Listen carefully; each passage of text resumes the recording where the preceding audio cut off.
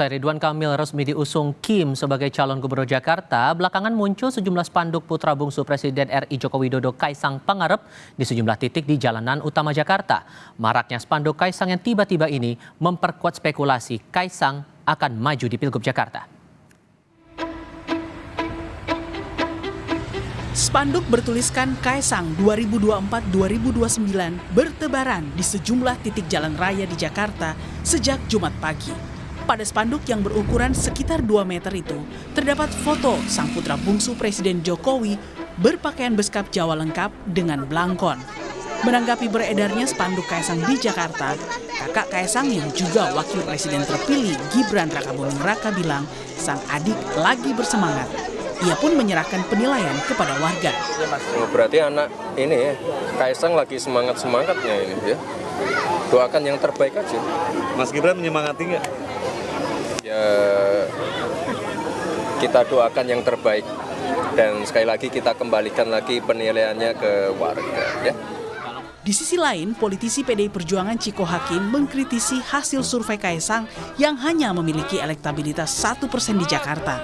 Menurut Ciko, hasil survei itu bukti warga Jakarta sudah lebih kritis dan terdidik untuk melihat fakta kemampuan politik Kaisang.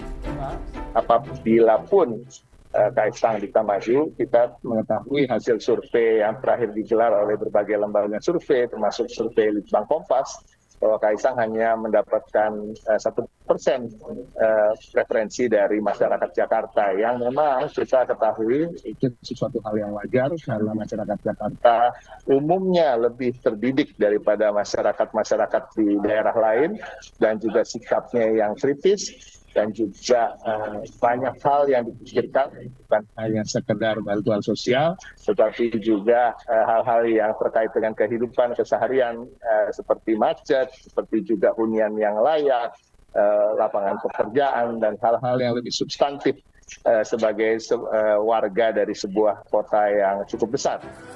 Sebelum memunculkan baliho, Kaisang sudah bergerilya ketiga parpol di luar Kim.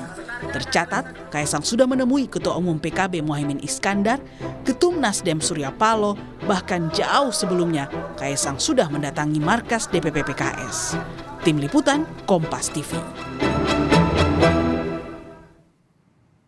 Maraknya pemasangan spanduk Kaisang di titik-titik strategis di Jakarta menurut pengamat sebagai strategi Kaisang mendongkrak elektabilitasnya yang masih rendah di Jakarta. Selain itu, memilih pemasangan spanduk di Jakarta merupakan sinyal kuat Kaisang berminat maju di Pilkada Jakarta. Mengapa Mas Kaisang menyebar baliho di titik-titik di Jakarta? Tentu tidak lepas dari upaya untuk mendongkrak popularitas dan elektabilitas Mas Kaisang yang dari hasil survei masih memiliki elektabilitas rendah. Karena itu mau tidak mau, Mas Kaisang harus masif melakukan sosialisasi di Jakarta, termasuk dengan memasang baliho-baliho. Pemasangan baliho Mas Kaisang di Jakarta ini bisa dibaca Mas Kaisang memiliki keinginan untuk maju dalam bursa Pilkada DKI Jakarta, karena tidak mungkin jika tidak maju dalam Pilkada Jakarta atau tidak memiliki keinginan di Jakarta maju dalam Pilkada Jakarta memasang baliho. Motif di balik kemunculan spanduk-spanduk Kaisang di Jakarta ini kami bahas bersama dengan para narasumber. Bergabung saat ini politisi PSI Sheryl Tanzil dan Direktur Lingkar Madani Ray Rangkuti. Selamat sore semuanya, apa kabar? Sore. Terima kasih semuanya sudah hadir dalam diskusi kami kali ini. Bung Ray, saya mulai ke Anda dulu. Spanduk Kaisang ini muncul jarak waktunya tak berapa lama dengan pengusungan nama Ridwan Kamil untuk maju ke Pilgub Jakarta oleh Kim. Menurut Anda, apakah ini secara komunikasi politik sebagai bentuk penegasan sikap, hanya cek ombak atau ada maksud lain? Ya udah nggak bisa. Menurut saya sudah hampir sulit dibantah bahwa Kaisang itu dipromosikan untuk jadi calon wakil gubernurnya Ridwan Kamil gitu. Dan memang begitulah skenario awalnya kan. Ridwan Kamil itu dikehendaki di Jakarta salah satunya karena hendak menggandeng Kaisang. Sebab kalau Kaisang itu dipasangkan dengan nama lain selain Ridwan Kamil, makin anjlok gitu. Nah oleh karena itulah harus dicari pasangan yang relatif tinggi suaranya Ya meskipun tinggi-tinggi amat kalau di Jakarta itu yaitu Ridwan Kamil. Nah sebelumnya ini kan masih ada gejolak-gejolak. Misalnya Golkar meskipun sudah mengatakan OTW ke Jakarta, tapi juga mengatakan Yusuf Hamka sebagai calon mereka dan kader mereka di Jakarta. Gitu. Artinya di dalam itu masih terjadi perbincangan yang cukup serius. Apakah RK akan tetap dibawa ke Jakarta atau tidak gitu. Sampai kemudian seperti kita ketahui seminggu yang lalu, dan tepatnya kemarin RK sendiri sudah menyebut bahwa ia siap berlaga di Jakarta. Seiring dengan RK menyebut siap berlaga itu, maka muncullah spanduk-spanduk Kaisang itu gitu ya. Dan oleh karena itulah menurut saya tidak ada yang bisa ditafsirkan kecuali bahwa RK itu akan dipasangkan dengan Kaisang di Jakarta. Oke, tapi kalau Anda membacanya dengan pola memasang spanduk dan disebar di beberapa titik dengan konteks berada di wilayah Jakarta, apakah ini langkah komunikasi yang tepat di bagian awal begitu? Kalau lihat di pola spanduknya sih menurut saya enggak ya.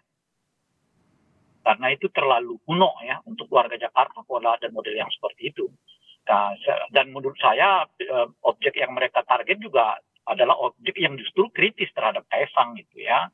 Nah oleh karena itu mungkin pola-pola seperti itu akan efektif misalnya di gang-gang di Jakarta gitu ya.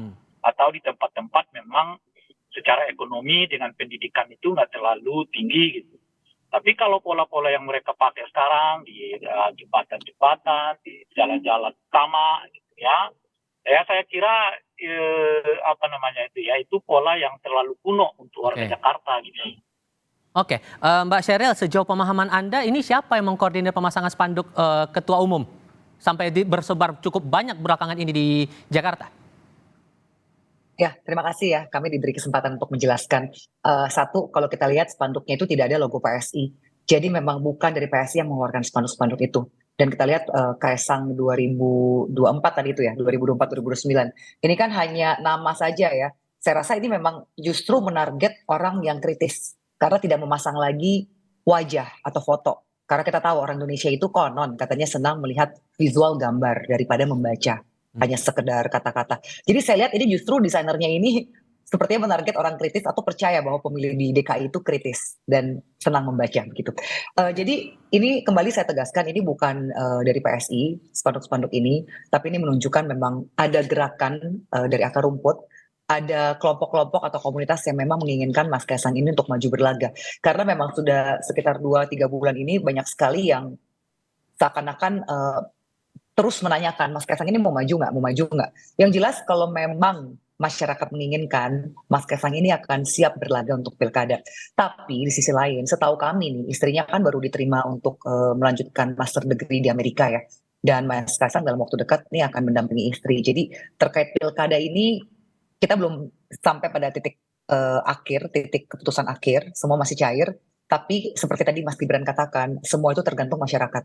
Dan kalau tadi misalnya Mas Ciko Hakim dari PDIP mengatakan bahwa ya surveinya cuma 1%, mungkin saya bisa mengutip juga survei dari Indikator. Beberapa waktu yang lalu saya diundang sebagai penanggap di survei Indikator yang dikeluarkan ya. Itu popularitas Mas Kaisang di DKI itu sudah mencapai 90,6% dengan tingkat kedisukaan 51,6% disukai.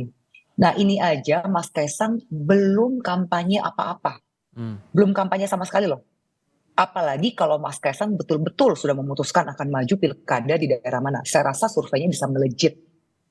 Ini potensinya besar sekali menurut saya. Dan di sisi lain, kita apresiasi lah ya, ada gerakan-gerakan yang langsung menindaklanjuti aspirasi mereka dengan memasang baliho di berbagai tempat. Itu kami apresiasi dari PSI, meskipun kita nggak tahu siapa yang melakukannya. Tapi jelas ini menunjukkan bahwa memang ada gerakan yang menginginkan angin segar, darah muda, untuk menjadi pemimpin di DKI misalnya ya, karena kan tadi katanya spanduknya di DKI ya. Begitu sih kalau dari saya. Tapi kalau melihat dari sikap yang muncul di permukaan seperti itu ditambah dengan data elektabilitas dan popularitas yang berkembang sekarang, Mbak Sheryl, ini posisi sikap PSI ini apakah akan tetap menyodorkan nama Kaisang untuk maju di Jakarta atau Jawa Tengah atau gimana posisinya sebetulnya? Yang jelas begini, kami punya kekuatan saat ini di 2 lokasi, yaitu DKI dan Jawa Tengah. Di Jawa Tengah karena surveinya begitu tinggi, padahal lagi-lagi Mas Kaisang belum pernah kampanye real di Jawa Tengah. Yang kedua, untuk DKI jangan lupa kita itu punya 8 kursi di DPRD. 8 kursi itu saya rasa masuk top 5 partai yang ada duduk di DPRD DKI. Dengan 8 kursi, saya rasa sangat pantas jika PSI ikut serta meramaikan Pilkada DKI dan menyorongkan kadernya sendiri untuk jadi calon. Dan Pertimbangan kami rasa terkuatnya di Jakarta atau Jawa Tengah menurut Anda? kader terbaik kami itu adalah Mas Kaisang kalau akan maju. Bagaimana? Pertimbangan tadi kan terkuatnya saya di Jakarta atau katakan, Jateng? kita punya sekarang 2 kekuatan di DKI dan Jawa Tengah. Jadi ya kita lihat saja lah Mas, ini karena sampai saat ini kan memang di 2 tempat ini grassroots-nya terus meminta PSI untuk memajukan Mas Kaisang ya. Oke, Bung Rey, kalau kita tarik lagi ke belakang momen Pilpres waktu itu Kaisang juga nama Gibran Rakabuming Raka awalnya tidak dijagokan begitu, tapi belakangan muncul namanya untuk diusung dan akhirnya menang. Apakah Anda menangkap polanya ini juga akan sama terhadap Kaisang di Pilkada kali ini?